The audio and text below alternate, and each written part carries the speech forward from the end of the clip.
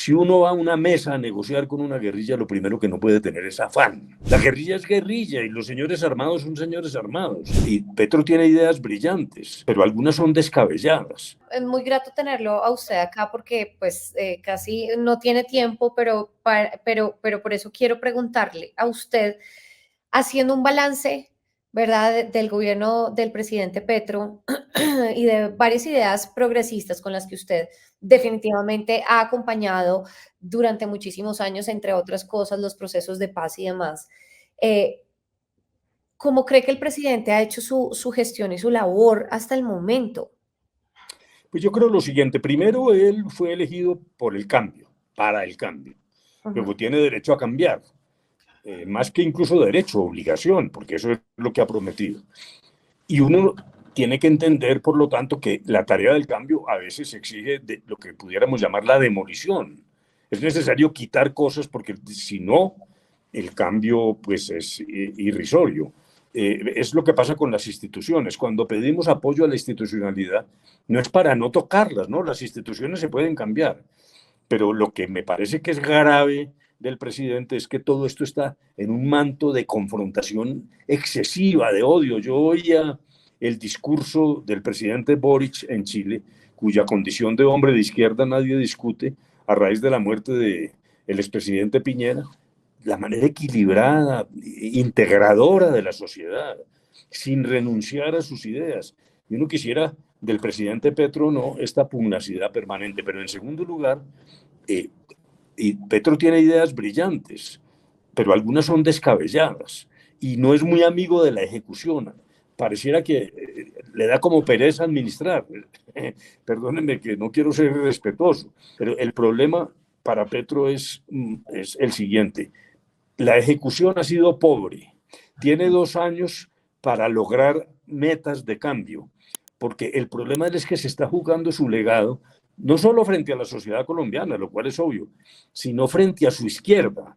Porque lo que me pregunto yo es de no lograr cumplir y tener éxito en la tarea del cambio, lo que va a haber es un vacío, un legado que va a generar en la propia izquierda la pérdida de una oportunidad. La izquierda querrá seguir en el poder y eso es legítimo, pero lo que puede quedar al final del gobierno de Petro, en este mar de retórica y de pocas realizaciones, pues puede ser una circunstancia que termine enviando el curso de la historia política hacia otros puertos distintos. Ahora, senador, usted que conoce, digamos, la política tanto de adentro como de afuera, la responsabilidad del presidente Gustavo Petro de esa ejecución es netamente del presidente o ha sido también de sus ministros y su gabinete que en efecto ha estado cambiando permanentemente?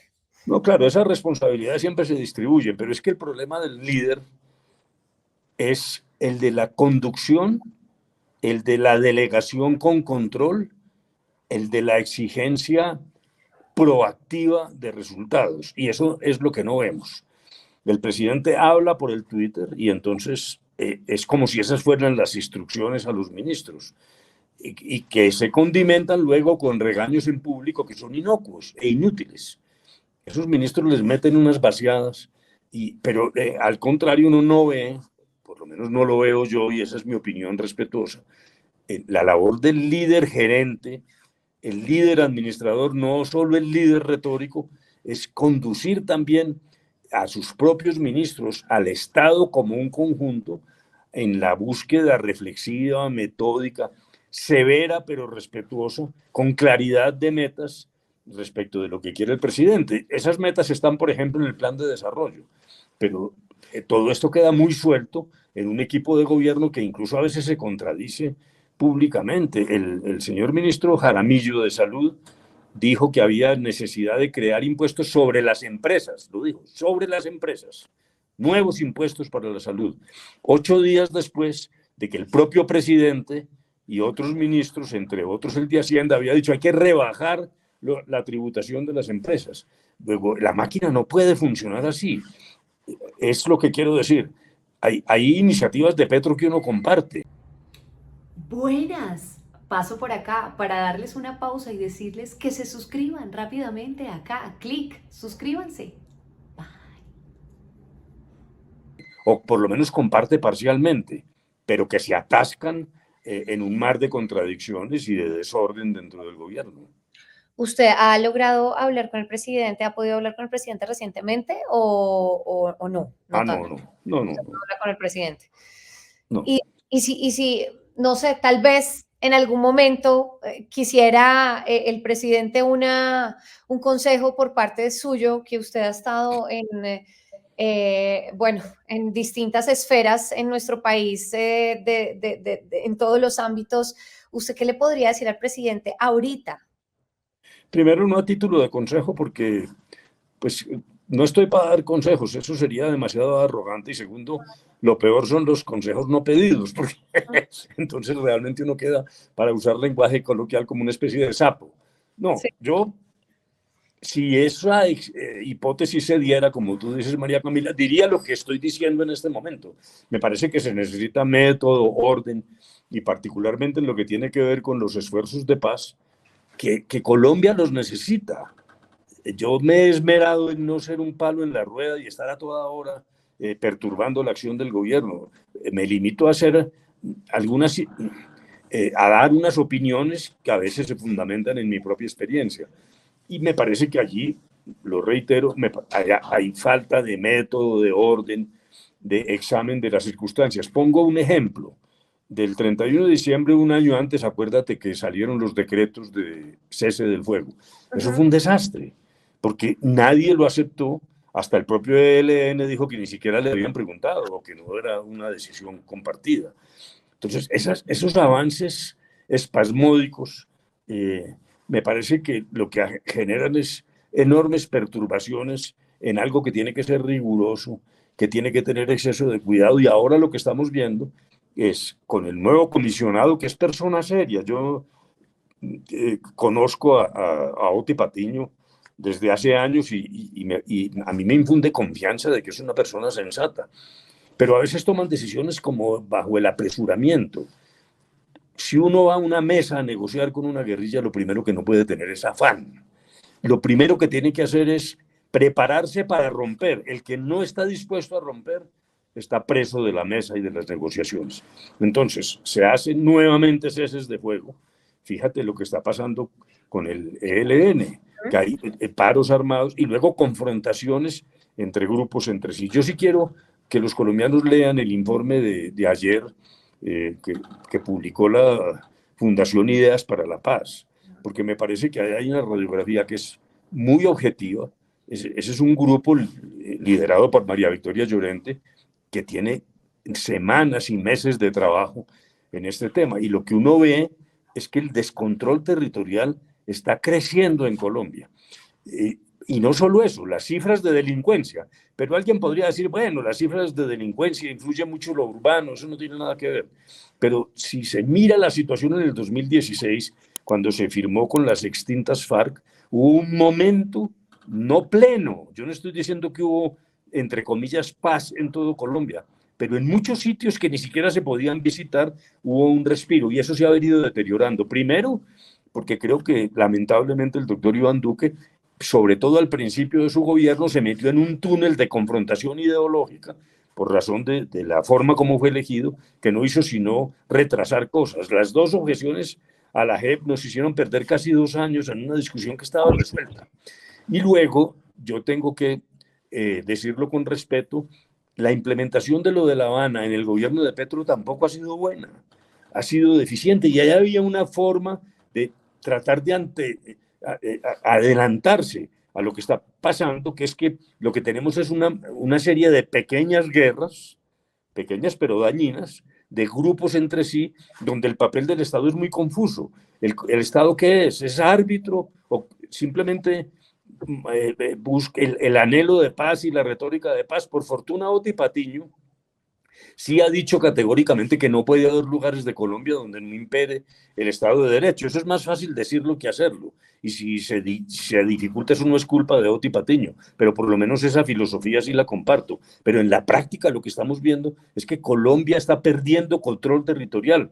Volviendo al inicio de esta conversación contigo, María Camila, me pregunto, ¿cuál es el golpe de Estado? Hombre, dejen de hacer alucinaciones y crear fantasmas. El, entre comillas, golpe de Estado es lo que está pasando en los territorios, en el Pacífico, en la frontera con Venezuela, donde hay un creciente dominio de la vida ciudadana por parte de grupos ilegales que además combaten entre sí en luchas territoriales. Esos son los problemas serios. A propósito, esos serían los temas que creo yo que la oposición debería tratar, porque a veces la oposición también lo está haciendo mal. Hay demasiadas discusiones sobre tonterías. Bueno, la palabra tonterías es maluca, ¿no? Pero, por ejemplo, tanto énfasis en criticar a la primera dama, que si fue, que no fue, que se alojó en la casa de Roy Barreras o que si tuvo que pagar el hotel y que quién paga los pasajes. Yo sé que eso se usa en la oposición porque irrita a la gente, pero esos no son los problemas de Colombia. Eso es bastante secundario, en mi opinión. Entonces también creo que la falta de rigor del gobierno puedo también trasladarla a la falta de rigor, en buena medida, no quiero generalizar, de la oposición, donde se necesita una mayor consistencia y tener claro cuál es lo estratégico para Colombia. Y fundamentalmente, lo que estamos padeciendo es un grado de fanatismo francamente insoportable y tremendamente dañino. Es que seguimos viendo, senador, y esto pensamos que iba a cambiar de repente, los asesinatos de líderes sociales, los asesinatos a excombatientes que dejaron sus armas y que de repente se acogieron a un proceso. Seguimos viendo que no hay garantías para ellos.